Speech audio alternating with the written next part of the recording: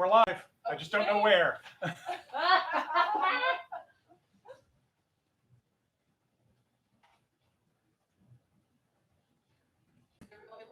Let me go to YouTube Studio. We are live. It's a different location. So give me a and I'm gonna have to just transfer the info from one stream to the other. And I got to get the I'll transfer the info from one to the other. First, let me get it. It's new link. Then you'll have to email it out and put it on the club page. Oh well.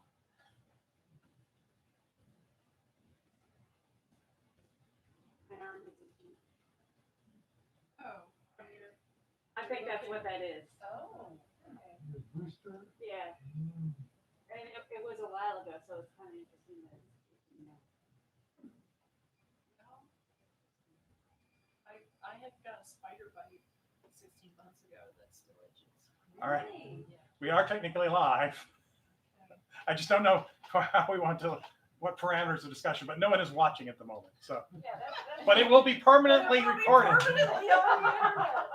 Thank you, Pete. Okay. All right. Well, Yeah, this is so exactly like a always, fiddle. always has this social, yeah. Okay, I'll go watch what I say. Dimension. No, it's actually something I learned a long time ago as a performer. Like, just don't cuss on stage. Ever. Doesn't matter what happens and you how don't annoyed go to- you are, you just don't say those words. You don't go to rap concerts. It's a different kind of music, different ethos. But yeah, I mean, even when you're super annoyed and somebody just did something horrible, don't say those words. Yeah. I knew a cello player in grad school who, every time she went on stage, really bad habit. Yes, and I knew a fiddle player who, she said bleep, and then she claimed that, oh, that's an ornament. I went to a concert at least auditorium in the made a mistake in the middle of it, which is what it is. He into the microphone and said this word without realizing that by leaving in, he was right in the microphone. Well, you see, that's why you just get in the habit of say those words. I mean, of course, I never say those words anyway. It's easy for you, Elke. I usually shout them personally. My 3.5-year-old grandson reports all of those words, and if you ever say them, you will hear them. Yes, well, I have small children too. Sometimes we talk about ships. Occasionally there were ships.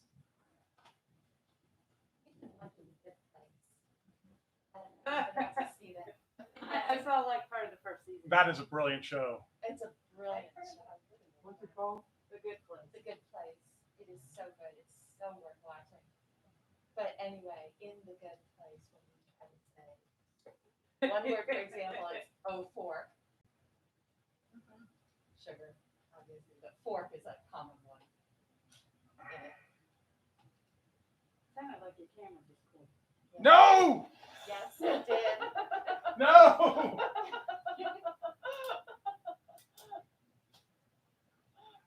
You gotta be kidding me.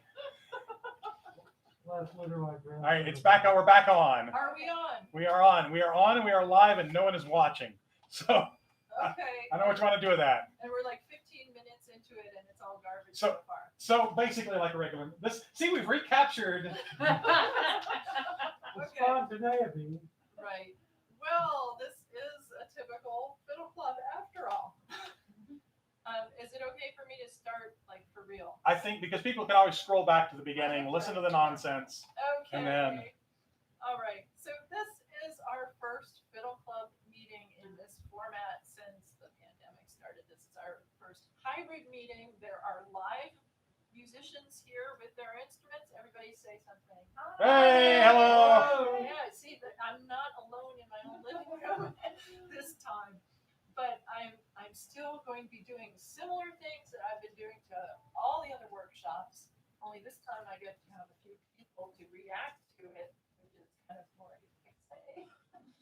So, I'm going to teach you a bunch of tunes today, and today we are featuring music from this collection, which I'm going to walk up to the camera so that you can see what it is. This is, That's a little too close. there we go, the Gow Repositories, and this is a, kind of a photocopy reproduction version. We've been working our way through, first of all, we worked through 6 different Gow collections that were published. I think 1784 for the first collection, 1822 for the last, and in between. The Gow Repositories were another series that Nathaniel Gow and his father Neil Gow put together.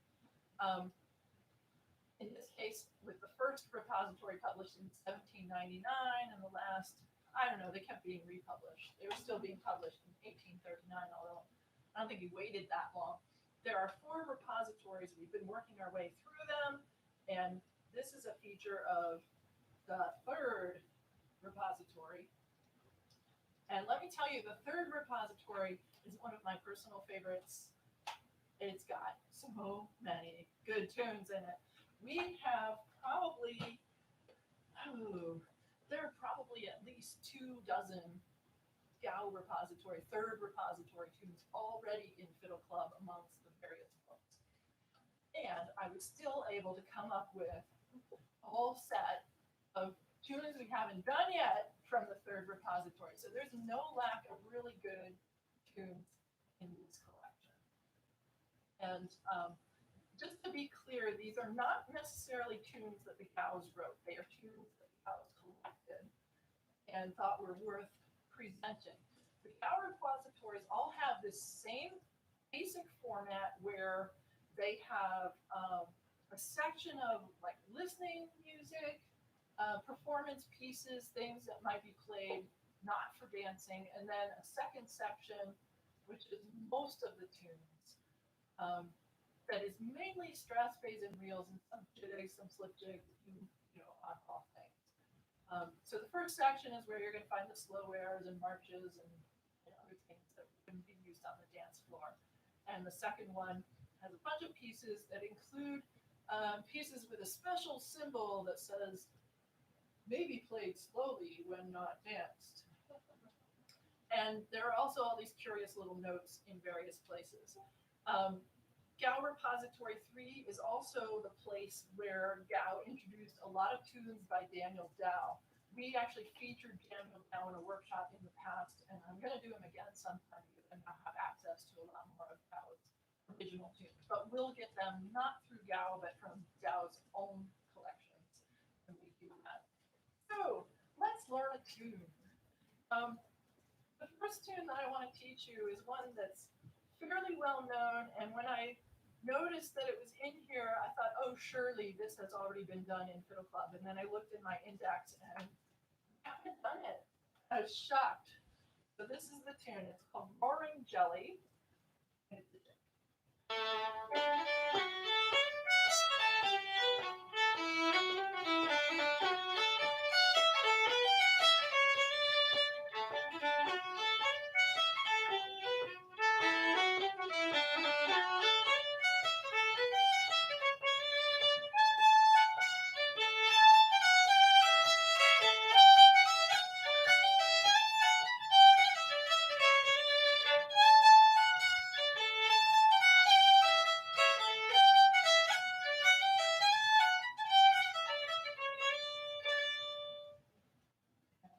is Roaring Jelly.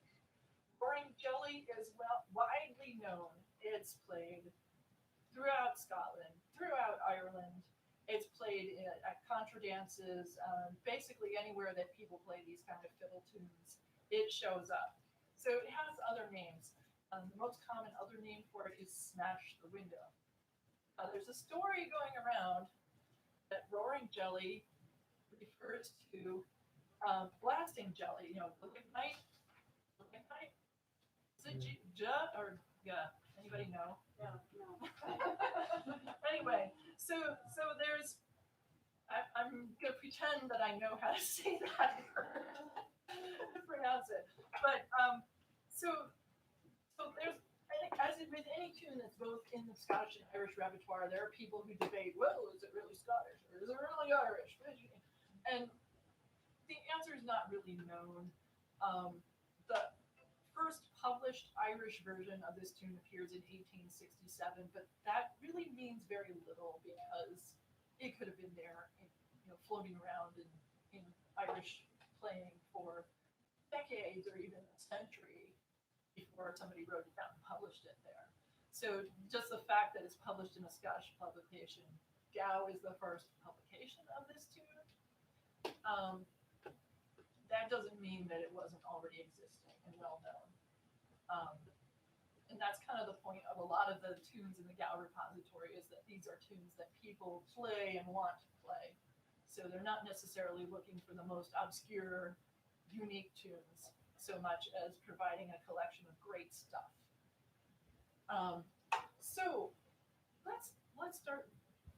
Oh, and just about the theory that it has to do with explosives. The particular explosive, which I'm not going to try pronouncing again, was invented in the 1880s. Oh. So that kind of knocks the whole theory that this is referring to that explosive. Yeah, right, right. So roaring jelly. So I read some other, there's all kinds of stuff on the internet about this. People have all kinds of crackpot theories, most of them without any actual data or evidence. So somebody had a theory that this referred to when you cook jelly, you reach it has to cook this roaring boil. It's actually known as a rolling boil. I make jam and jelly. Believe me, all my jam sessions during lockdown involve fruit. Okay, so I'm not sure I buy the whole actual jam and jelly theory here either. But whatever, it's still a great tune. And there's wonderful dance that goes with it. So it's a very popular dance too. And the music fits this dance very nicely. All right, we're working in the key of D. It's a jig. And let's do a little bit of warm up in the key of D because it's quite worthwhile for this tune. Let's play ourselves a D scale.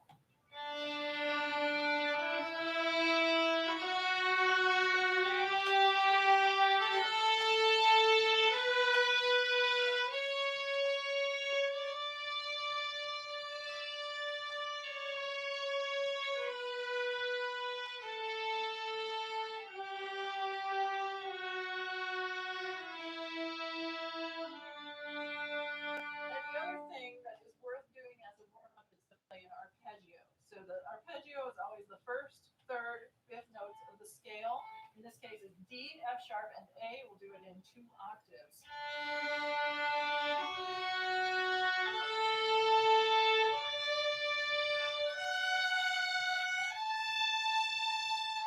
And back down.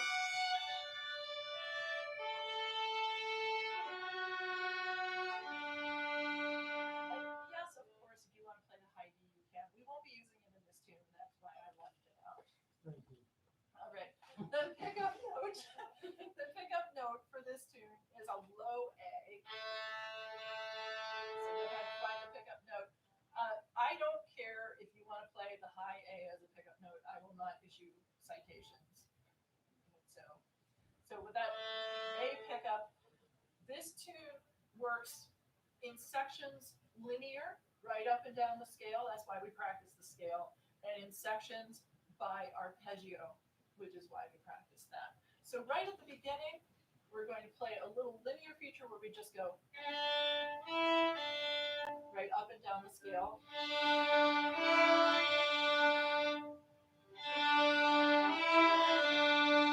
And then the next feature is arpeggio notes.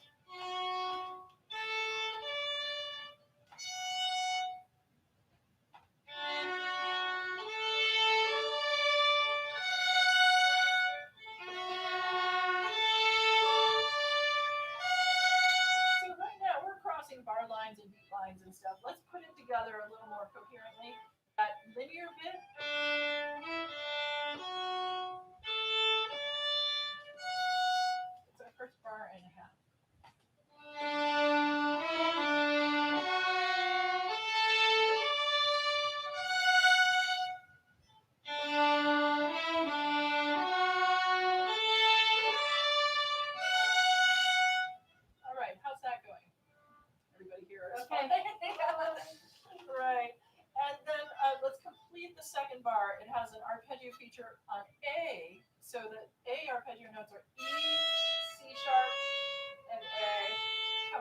on that arpeggio. And let's add that jig rhythm.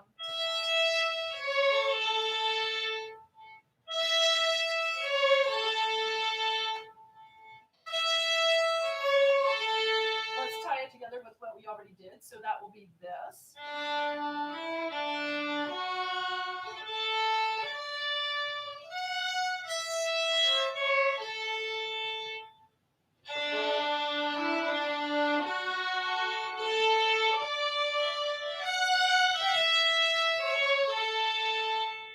Now, I'll just have a little memo about bowing. If you're playing an instrument with a bow, of course, if you don't have a bow, you can do something else. But this jig's quite forgiving. It doesn't really matter which direction your bow is going, but it's somewhat convenient when you're doing a section that has long notes, as in. It's a little easier to do it down, up, because it's easier to drive that up bow fast. Okay, I'll use the actual notes.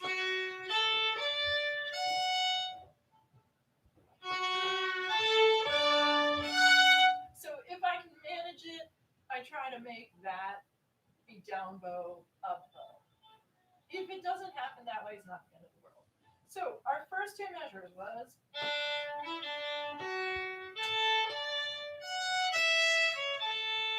next bit is a sort of a stair-step scale thing where we were just on the A note, we go right down, but jump up 2 notes. So G and B, find those notes.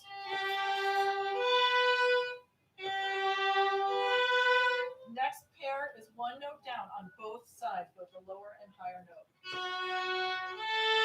it's F sharp and A.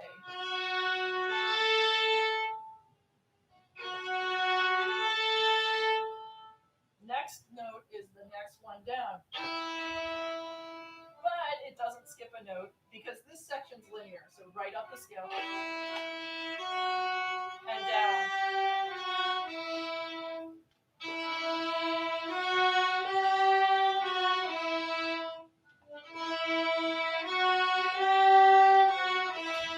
So the third and fourth bar put together is this.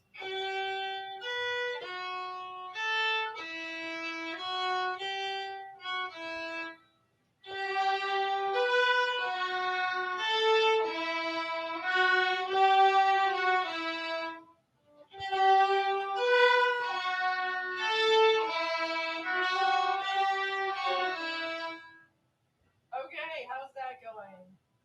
Good. Wow, actually people answering me for a year and a half. I say, how is that going? And nobody says anything. And I just pretend, oh, it's fine. So anyway, this time I can actually hear it's totally fine. We're 4 bars in. Bars 5 and 6 are exactly the same as 1 and 2. So this is a great chance to review them.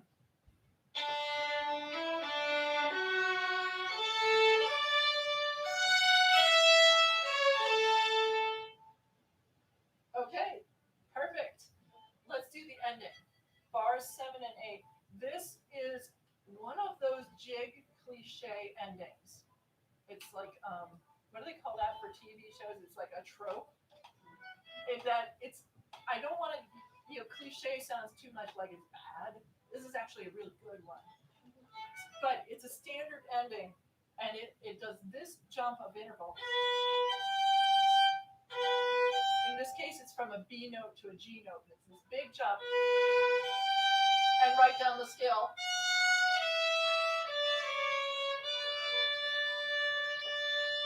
So in rhythm, that's.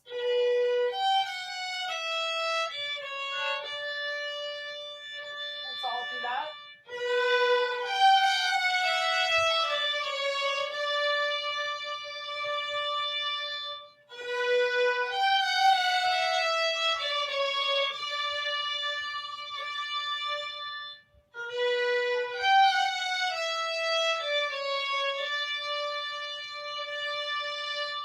How do you like that ending?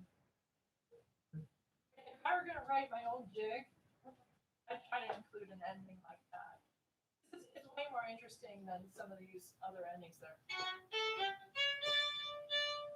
mean, that's just plain, right? But this one,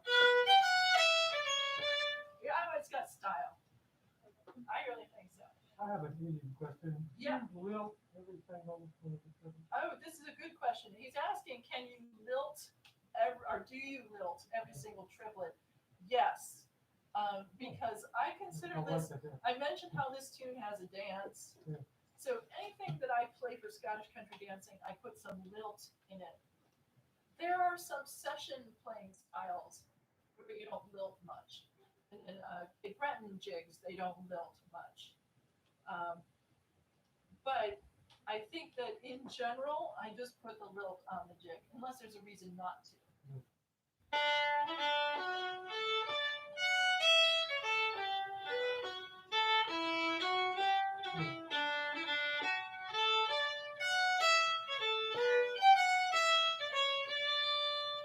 So every time I have a triplet, I put that lilt in if I can. So, and that is a perfect lead in for us to try the entire phrase. Do you all remember that pickup note? Hey, yeah, we haven't used it yet. Let's use it now.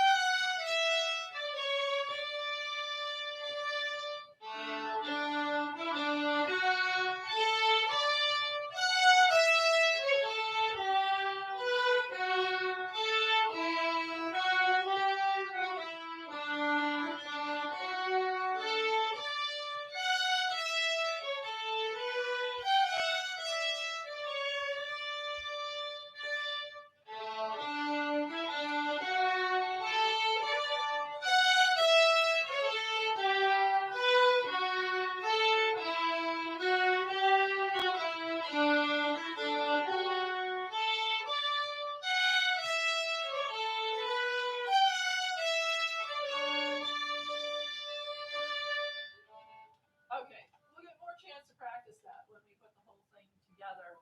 But you see what I mean when I said that I don't care if you use a mid-range A for the pickup note? Because you're up here. There's actually some work to get down to that low A, and I don't believe in working for pickup notes. They should just kind of fit in.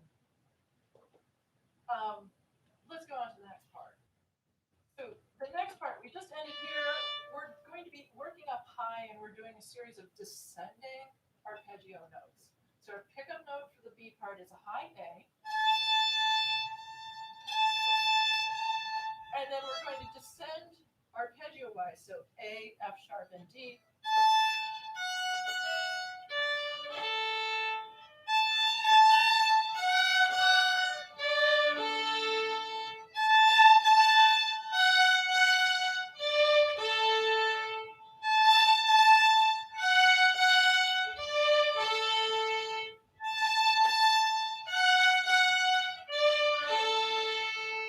Okay, so let's finish that phrase. The end of the phrase is back to scale. So we have arpeggio, high A, and walk right down the scale.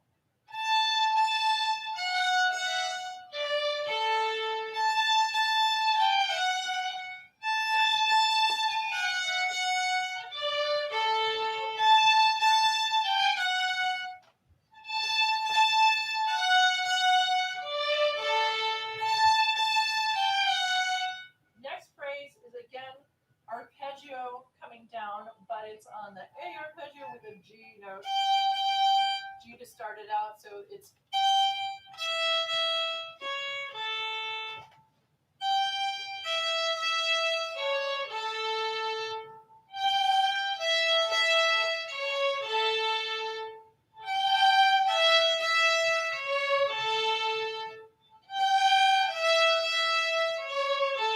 and to finish that phrase out,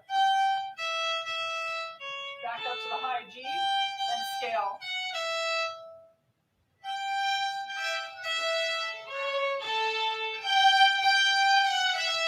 And again.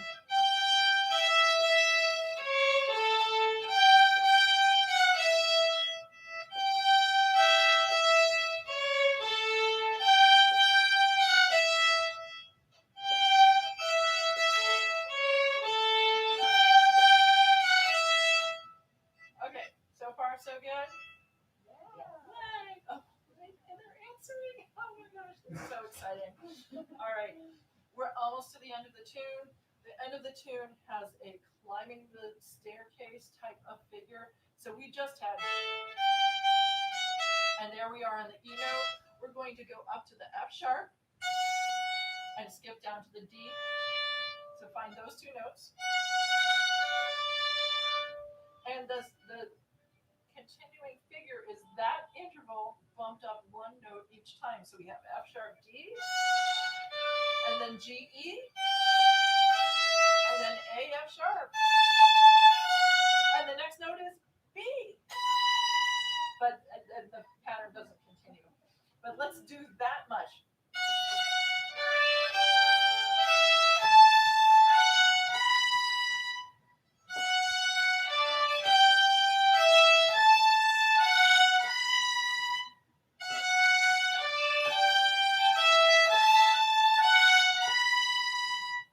And let's finish out this tune because the end of it is scale work. We're here at the high D. We're going to go down scale-wise with the triplet.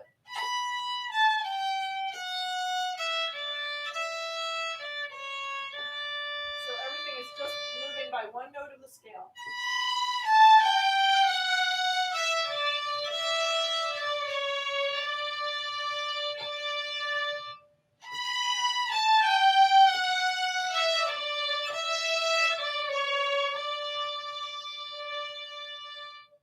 Okay, I want to put the last 4 bars together. So it's that staircase intervals.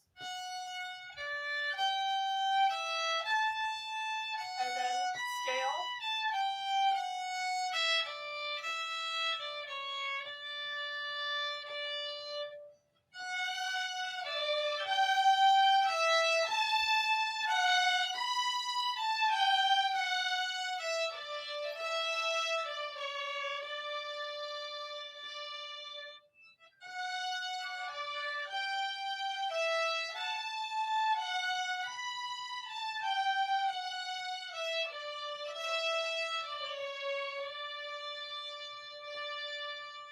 So the entire B part. Remember, it starts with the descending arpeggios. And scale. Descending other arpeggios. The stair steps. Scale. Let's all do it.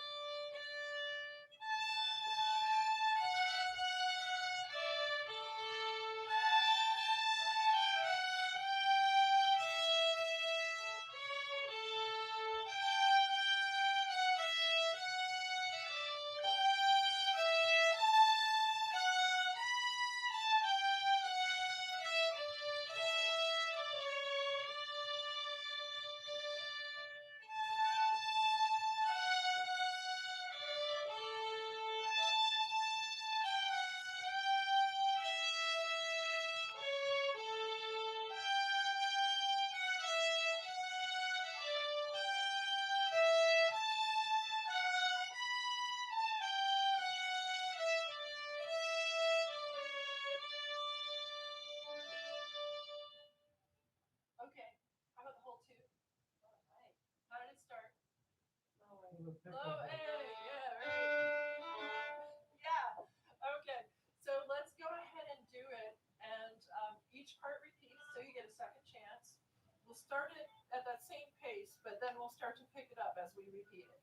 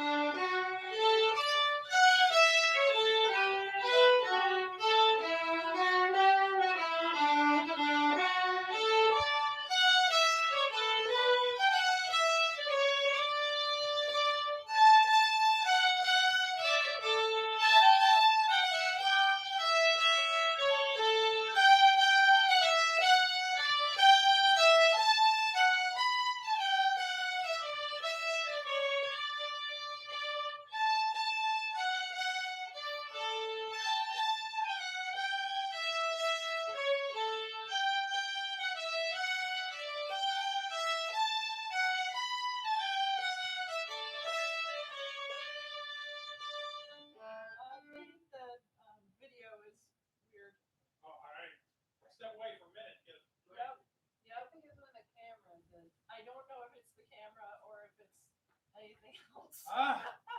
Press button. All right, good news is everyone can still hear us probably. Does Okay. did that restart it? Yes. Yes. Yep. Hey, all right. Yes. I think it's got a timeout. Oh. Yeah, So- that's what it seems like. Yeah, well, we'll be upgrading this camera. Unfortunately, that's a little bit money. Okay. Yep. Well, we can use a different camera next time. All right. So let's keep playing and let's make it faster.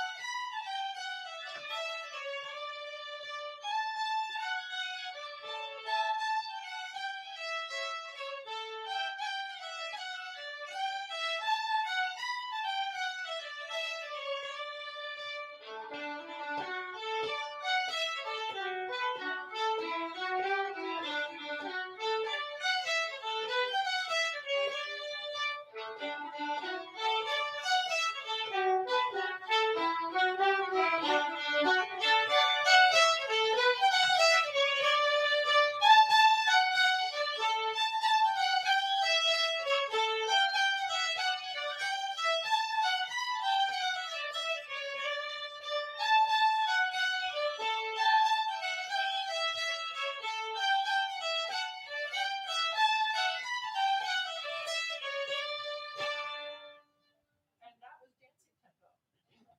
So that was Roaring Jelly, also known as Smash the Window. One option that I'll just let you all know about, and you can play around with at home. At the end, ending phrase where we have that, a lot of people fill that in. So that's a nice little variant. The way I taught you is the way it is in the Gow.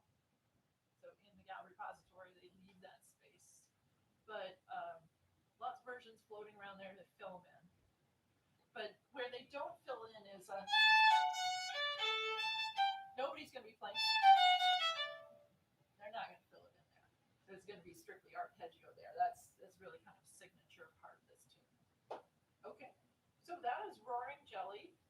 I hope you like that tune. Some of you Yeah. probably already know it, but that's yeah, it's still a good tune. I love this tune. Ready for a new one? Yes, sure.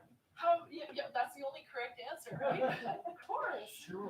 Right, we've only done one by year, and we always do at least two, and often more. So I thought maybe we'd do a Strats Bay next. Everybody up for Strats Bay? Well, it's not in this one. It's not. This one is in the key of A. Oh, excellent. Yes, excellent, right? So this one is called The Maids or Maid of Isla. In the Gow book itself, I'm just going to be extra double sure here. The Maids, plural, of Isla. But in other sources, it's Maid, singular. And this is a pipe tune. It's found. This is the introduction to the fiddle world. Gow's Repository is the first time this tunes are crossed out of the pipe world into the fiddle world. And subsequently, this is quite popular tune in the 19th century in other collections. So if you look in Kerr's collection or Lowe's collection or Athol collection, you will find Maid or Maids of Isla. And but if you kind of look in the piping world, there's, easily half a dozen books. I kind of looked it up on sort of like the online piping resource of old pipe music, and it was all over the place. Lots and lots of different versions. It has one alternate name, or sort of two, Fair Coolcairn, the man of Colcairn. And sometimes Monroe of Colquitt. So, but it is associated with actually the island of Isla, one of the Hebrides. And there is one fiddle collection. Alexander Mackay published this in 1802, which is probably right before the Gows got a hold of it, so they may have heard it from his publication. He was from Isla, and some of the tunes in his book, but it's a kind of obscure fiddle book, so the Gows brought it in to the mainstream. And because they were so super popular, it made, sort of made a hit. Question. Does it use G sharp or G? Does it use G sharp? Okay. Yes, in this fiddle version. Obviously, the piping versions would not, but the piping versions are the same. Some of the piping versions are actually in the key of G, which is kind of wild. But that's so that they could have the F sharp. So that they could have the sharp 7. Yeah, even though G is a very weird key for a pipe tune to be in. I can see how you would play it. But anyway, let me play the tune for you.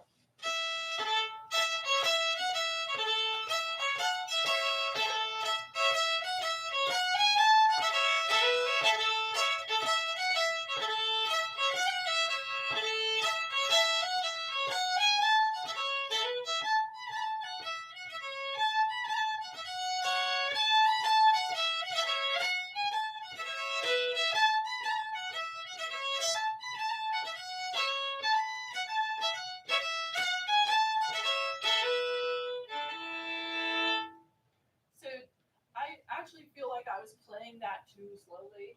I feel like this is one of those charge ahead Highland style Strauss bass.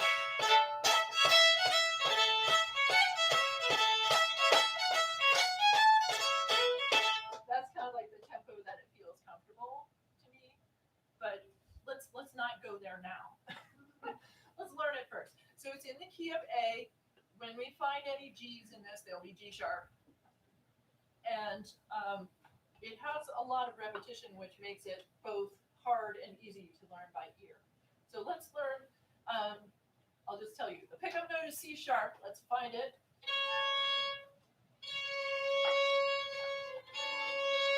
And this is truly just a pickup note of convenience. It's not one where it's like it has melodic significance. So here is the main, kind of the theme of the A part. It's a snap on the note A.